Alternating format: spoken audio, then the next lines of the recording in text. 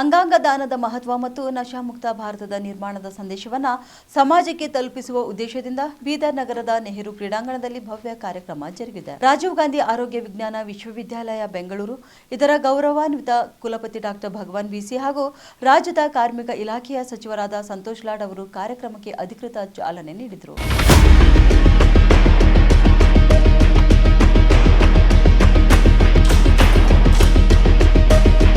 ಈ ವಿಶಿಷ್ಟ ಅಭಿಯಾನದ ಅಂಗವಾಗಿ ರಾಜೀವ್ ಗಾಂಧಿ ಆರೋಗ್ಯ ವಿಜ್ಞಾನ ವಿಶ್ವವಿದ್ಯಾಲಯಕ್ಕೆ ಸಂಯೋಜಿತವಾಗಿರುವ ಬೀದರ್ ಜಿಲ್ಲೆಯ ಎಲ್ಲ ವೈದ್ಯಕೀಯ, ದಂತ ಮತ್ತು ನರ್ಸಿಂಗ್ ಮಹಾವಿದ್ಯಾಲಯಗಳ ವಿದ್ಯಾರ್ಥಿಗಳು ದೊಡ್ಡ ಸಂಖ್ಯೆಯಲ್ಲಿ ಹಾಜರಾಗಿದ್ದರು.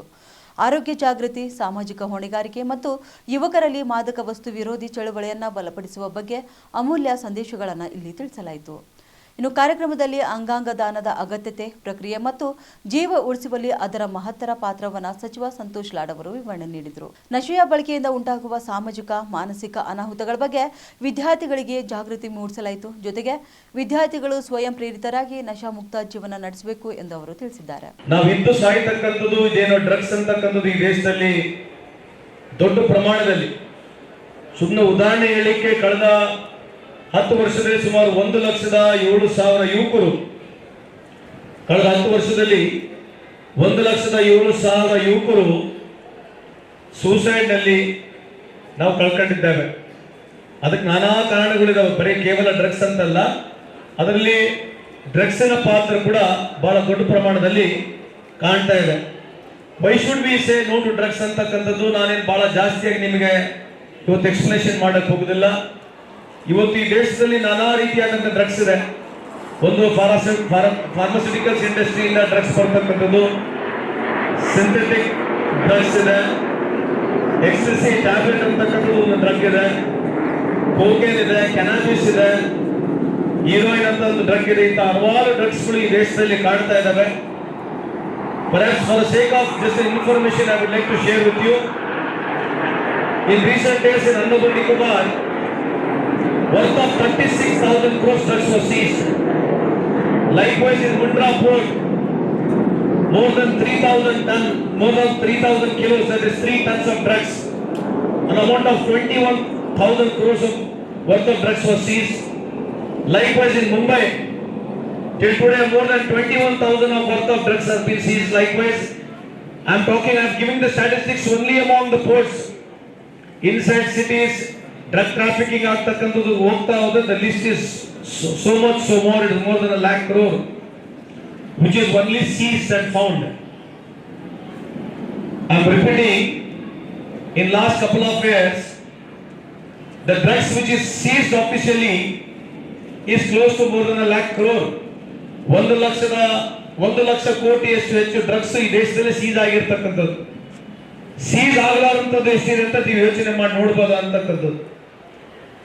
The amount of drugs has come into this country last half a decade, mind blowing figure ಇದೆ. ಸುಮಾರು 3 ಲಕ್ಷ 4 ಲಕ್ಷ ಕೋಟಿಗೂ ಹೆಚ್ಚು ಡ್ರಗ್ಸ್ ಈ ದೇಶದಲ್ಲಿ ಬಂದಿದೆ. ಡ್ರಗ್ಸ್ ಬರೋದ್ರ ಜೊತೆಗೆ ಇವತ್ತು ಸಾಧಾರಣವಾಗಿ SP ಅವರಿದ್ದಾರಲ್ಲ, ಗಿರೀಶ್ ಅಲ್ವಾ, ಪ್ರದೀಪ್ ಅವರು, ನೀವು ಬೇಕಿದ್ರೆ ರ್ಯಾಂಡಮ್ ಚೆಕ್ ಮಾಡಿ ನೋಡಿ. ಅವೇರ್ನೆಸ್ ಅಂತಕ್ಕಂಥದ್ದು ಕೇವಲ ಕಾಟಾಚಾರಕ್ಕೆ ಆಗಬಾರ್ದು. ನಾನು DC ಅವರಿಗೆ ಹೇಳ್ತಾ ಇದ್ದೆ, ನಾವು ಎಲ್ಲಿಗೆ ಬಂದ್ಬಿಟ್ಟಿದೀವಿ ಅಂತಂದ್ರೆ ಒಂದು ಕಾಟಾಚಾರಕ್ಕೆ ಮಾಡಬೇಕು, ಏನೋ ಫಾರ್ ಸೇಕ್ ಆಫ್ ಡೂಯಿಂಗ್ ಮಾಡ್ತಕ್ಕಂಥ ಹೋದ್ರೆ ಪೆನಿಟ್ರೇಷನ್ ಆಗೋದಿಲ್ಲ. ಇಲ್ಲಿ ಬಹಳಷ್ಟು ಯಂಗ್ಸ್ಟರ್ಸ್ ಇದೆ. Please, I request your kind pulse of you are the only person who are living in this body, nobody else in the world. So if at all you feel there has to be next generation change, I personally feel there is no political party or political leaders, they are the only bona fide people. ಅವರೇ ರಾಜಕಾರಣಿಗಳು ಏನು contract ತಗೊಂಡಿಲ್ಲ ದೇಶ ನಡೆಸಬೇಕಂತಕ್ಕಂಥದ್ದು. We are in a system, but you are also an integral part and equal of the system. So perhaps you should take a onus, you should take all the responsibilities on shoulders. I mean to say, not necessarily ನೀವೆಲ್ಲ ಬರಬೇಕು, ರಾಜಕೀಯಕ್ಕೆ ಬರಬೇಕೆಂಬ ಉದ್ದೇಶ ಅಲ್ಲ. Moral responsibility, attitude ಅಂತಕ್ಕಂಥದ್ದು ಸ್ವಾಮಿ ವಿವೇಕಾನಂದ ಹೇಳಿರ್ತಕ್ಕಂಥದ್ದು ಯೋಚನೆ, doctor Baba Saheb Ambedkar ಹೇಳಿರ್ತಕ್ಕಂಥ ಯೋಚನೆ, ಬಸವಣ್ಣ ಹೇಳಿರ್ತಕ್ಕಂಥ ಯೋಚನೆಗಳನ್ನ, ಫಿಲಾಸಫಿಗಳನ್ನ ನಾವು ನಿಜ ಜೀವನದಲ್ಲಿ ಅಳವಡಿಸ್ಕೊಂಡ್ರೆ, ನಮ್ಮಷ್ಟಿಗೆ ನಾವೇ ಬದಲಾವಣೆನ ಕಂಡು ನಾವು ವ್ಯವಸ್ಥಿತವಾಗಿ ಬದುಕಿದ್ರೆ ಅವಾಗ ಸಮಾಜದಲ್ಲಿ ಬದಲಾವಣೆ ಆಗಲಿಕ್ಕೆ ಬಹಳ ದೊಡ್ಡ ಚಾನ್ಸ್ ಇದೆ. Especially the drug, especially adolescent age ನಲ್ಲಿ ಯಾರೋ ಒಬ್ಬ ಹುಡುಗ ಆಗಲಿ ಒಬ್ಬ ಹುಡುಗಿ if they get to this drug taste, that is the biggest loss to the nation. So it's not only about the losing life.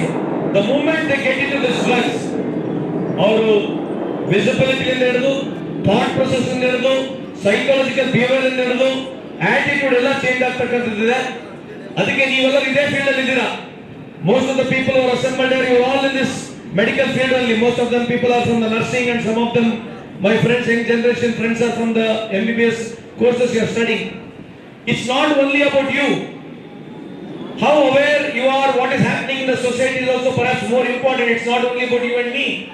As long as we are not aware, if we are not well prepared to go to the people and give more awareness of such things. So this whole practice of this whole session, what we are trying to create an awareness will not have a deep impact. So in case if we have to create a more deep impact, it is not only for this particular day. In all our lives, we have to be very cautious ಆಗಿರಬೇಕು. ನಾವು ಪ್ರತಿದಿನ ನಮ್ಮ ಅಕ್ಕಪಕ್ಕ ಸಮಾಜದಲ್ಲಿ, ಅಕ್ಕಪಕ್ಕ ಓಣಿಯಲ್ಲಿ, ಅಕ್ಕಪಕ್ಕ ಮನೆಯಲ್ಲಿ ಏನಾಗತಕ್ಕಂಥದ್ದು ಜವಾಬ್ದಾರಿಯನ್ನು ತಗೊಂಡು ಈ ಡ್ರಗ್ ಅವೇರ್ನೆಸ್ ಅಂತಕ್ಕಂಥದ್ದನ್ನ ಮನೆ ಮನೆಗೆ ಮುಟ್ಟಿಸ್ಬೇಕು. ಎಲ್ಲೇ ಅಂತ ಒಂದು ಕಂಡು ಬಂದಲ್ಲಿ ಬೇರೆ ಪೊಲೀಸರಿಗಾಗಿರ್ಲಿ ಅಥವಾ ನಿಮಗೆ ಯಾರು ಪರಿಚಯ ಇದ್ರೆ ಅವ್ರಿಗೆ ಅವೇರ್ನೆಸ್ ಇನ್ಫಾರ್ಮೇಶನ್ ಕೊಡ್ತಕ್ಕಂಥದ್ದನ್ನು ಸ್ಟಾಪ್ ಮಾಡ್ತಕ್ಕಂಥದ್ದಲ್ಲಿ ತಬಲ ಭಾಗಿಯಾಗಬೇಕು. ಅಭಿಯಾನದಲ್ಲಿ ಭಾಗವಹಿಸಿದ ವಿದ್ಯಾರ್ಥಿಗಳು ಮಾನವೀಯತೆ, ಆರೋಗ್ಯಕರ ಜೀವನ ಶೈಲಿ ಮತ್ತು ಸಮಾಜ ನಿರ್ಮಾಣದತ್ತ ತಮ್ಮ ಬದ್ಧತೆಯನ್ನು ಕಾಪಾಡಿಕೊಂಡು ನಶಾಮುಕ್ತ ಭಾರತಕ್ಕೆ ಕೈ ಜೋಡಿಸಬೇಕೆಂದು ರಾಜೀವ್ ಗಾಂಧಿ ಆರೋಗ್ಯ ವಿಜ್ಞಾನ ವಿಶ್ವವಿದ್ಯಾಲಯದ ಕುಲಪತಿಗಳಾದ ಭಗವಾನ್ ಬಿಸಿ ತಿಳಿಸಿದರು. ವಿಶೇಷ ಸಂದರ್ಭ ಹಾಗೂ ನಮಗೆಲ್ಲರಿಗೂ ಒಂದು ಭಾಗ್ಯ. ಯಾಕಂದ್ರೆ ರಾಜೀವ್ ಗಾಂಧಿ ಆರೋಗ್ಯ ವಿಜ್ಞಾನಗಳ ವಿಶ್ವವಿದ್ಯಾಲಯದ ಪರವಾಗಿ ಇಲ್ಲಿ ಎಲ್ಲ ಕಾಲೇಜುಗಳು, ಬೀದರ್ ಜಿಲ್ಲೆಯ ಎಲ್ಲ ಕಾಲೇಜುಗಳು ಈ ಒಂದು ಅಭಿಯಾನವನ್ನು ಪ್ರಾರಂಭಿಸಬೇಕಾದ್ರೆ ಸಂತೋಷ್ ಲಾಡ್ ಅವರು ಹಲವಾರು ತಿಂಗಳುಗಳಿಂದ ನನ್ನ ಜೊತೆಗೆ ಮಾತುಕತೆ ನಡೆಸ್ತಾ ಇದ್ದಾರೆ. ಅವರು ನನಗಿನ್ನ ಮೋರ್ ಪೆಸಿಮಿಸ್ಟ್ ಇದ್ರು. ಈ ದೇಶದ ಯುವಜನತೆ ಯಾವ ಕಡೆ ಹೋಗ್ತಾ ಇದೆ, ನಮ್ಮ ಯುವಕರು ಏನಾಗ್ತಾ ಇದೆ ಅನ್ನೋದು ದೊಡ್ಡ ಚಿಂತೆ ಆಗಿದೆ. ಅದ್ರ ಬಗ್ಗೆ ಸಂತೋಷ್ ಲಾಡ್ ಅವರ ಒಂದು ಫೌಂಡೇಶನ್ ಏನಿದೆ ಅದರಿಂದನೂ ಕೂಡ ಇದಕ್ಕೆ ಸಹಕಾರ ಕೊಡ್ತೀನಿ ಅಂತ ಹೇಳಿದ್ರು. ಅಂತ ವ್ಯಕ್ತಿ ನಮ್ಮ ಮುಂದೆ ಇರೋದು ಹಾಗೂ ನಿಮ್ಮೆಲ್ಲರನ್ನ ಉದ್ದೇಶಿಸಿ ಮಾತನಾಡಿದ್ದಾರೆ. ವೇದಿಕೆ ಮೇಲಿರ್ತಕ್ಕಂಥ ಎಲ್ಲ ಗಣ್ಯರಿಗೆ ವಂದಿಸಿ ಮತ್ತು ನಮ್ಮ ಸೆನೆಟ್ ಸಿಂಡಿಕೇಟ್ ಮೆಂಬರ್ಸ್ ಅವರ ಪ್ರೆಸೆನ್ಸ್ ಅನ್ನ ರೆಕಗ್ನೈಸ್ ಮಾಡಿ 1500 ಕಾಲೇಜುಗಳಿಗೂ ಅಧಿಕ ಸಂಸ್ಥೆಗಳನ್ನು ಹೊಂದಿದೆ. ಬೀದರ್ ಜಿಲ್ಲೆಯಲ್ಲಿ ಅತ್ಯಧಿಕ ಕಾಲೇಜ್ಗಳಿದೆ. There's so many nursing colleges, medical college, dental college, Ayurvedic college, pharmacy college, all the constituent physiotherapy and allied sciences colleges are there. We are very happy that this part of the Karnataka is being educated by these institutions, which government cannot alone do it. Adre ನಮ್ಮ ಧ್ಯೇಯ ರಾಜೀವ್ ಗಾಂಧಿ ಇರುವಂಥ vision and mission of the university is to educate every youth to serve the society. ಸೇವೆಯೇ ನಮ್ಮ ಧರ್ಮ, ಕಾಯಕವೇ ನಮ್ಮ ಒಂದು ದೊಡ್ಡ ಕಲ್ಪನೆ. ಕಾಯಕದಿಂದ ನಮ್ಮ ಸೇವೆಯಿಂದ ಜನರನ್ನ ರೀಚ್ ಆಗಬೇಕು ಅನ್ನೋದು ಒಂದು ಧ್ಯೇಯ ಇದೆ. ಹಾಗಾಗಿ ಈ ರಾಜೀವ್ ಗಾಂಧಿ ಯೂನಿವರ್ಸಿಟಿ ಈಗಾಗಲೇ ಕೊಡ್ತಾ ಇದೆ. ಆದರೆ last few years, if you look at the statistics and the problems that students and teachers are facing, this is a universal thing. All over the world this problem exists. ನಮ್ಮ ಸಚಿವರು ಬಹಳ ಚೆನ್ನಾಗಿ ಹೇಳಿದ್ರು. ಹಾಗೆ Cambridge ಯೂನಿವರ್ಸಿಟಿನಲ್ಲಾಗಲಿ other universities all over the world have come out with a survey report. So also Rajiv Gandhi University of Health Sciences, 30% of our youths, our students are succumbing to some kind of a addiction, substance addiction. It could be drugs, it could be tobacco. ಇನ್ನೊಂದು ಅತ್ಯಂತ ಸಮಸ್ಯೆಯನ್ನು ತಂದಿರತಕ್ಕಂಥದ್ದು ಗುಟ್ಕಾ. ಈ ಭಾಗದಲ್ಲಿ ಬೀದರಲ್ಲಿ gutka, chewing gutka, tobacco form, non smoking form. ನನಗೆ ಮಾಹಿತಿ ಬಂದಿರೋ ಪ್ರಕಾರ ಸುಮಾರು 22 ಕಂಪ್ನಿಗಳು ಹೈದರಾಬಾದಿಂದ ಇಲ್ಲಿ ಬಂದು ಕೆಲಸ ಮಾಡ್ತಾ ಇದ್ದಾವೆ ಗುಟ್ಕಾದಲ್ಲಿ.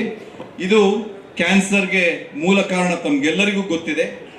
ಆದರೆ ಈ ಗುಟ್ಕಾ ಆಗಲಿ, ಟೊಬ್ಯಾಕೊ ಆಗಲಿ, ಮಾದಕ ವಸ್ತುಗಳಾಗಲಿ ಯಾರನ್ನು ಬಿಟ್ಟಿಲ್ಲ, including our health education students. That's the varying part.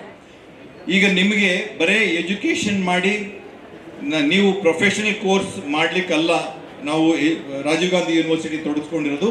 ನೀವೆಲ್ಲರೂ ಇಲ್ಲಿಂದ ಆಚೆಗೆ ಬಂದ ಮೇಲೆ ಉತ್ತಮ ಪ್ರಜೆಗಳಾಗಬೇಕು, ಒಂದು ಮಾದರಿ ಪ್ರಜೆಗಳಾಗಬೇಕು. You should be a role model to the society, not only through your profession but also with your deeds and the way you function in the society, inspiring others. That is why your life modification is very, very important. You should all lead a healthy life. You should inculcate in your practice every day, doing good exercises. Our minister himself is a very good tennis player. Every day he practices. He is always seen in the track suit, not just because of the show. I know he is very very health conscious. ಅವ್ರು ಯಾವುದೇ position ಇದ್ರೂ ಕೂಡ ನೀವು ಕೂಡ ನಿಮ್ಮ ಮಾನಸಿಕ ದೈಹಿಕ ಆರೋಗ್ಯದ ಬಗ್ಗೆ ಗಮನ ಕೊಡಬೇಕು, ಲೈಫ್ ಸ್ಟೈಲ್ ಬಗ್ಗೆ ಗಮನ ಕೊಡಬೇಕು. The food that we eat is adulterated, the water we drink is polluted, the air we are breathing is also polluted, as you see. So even drugs which are sold by many companies, as our honorable minister put it, is also poisonous.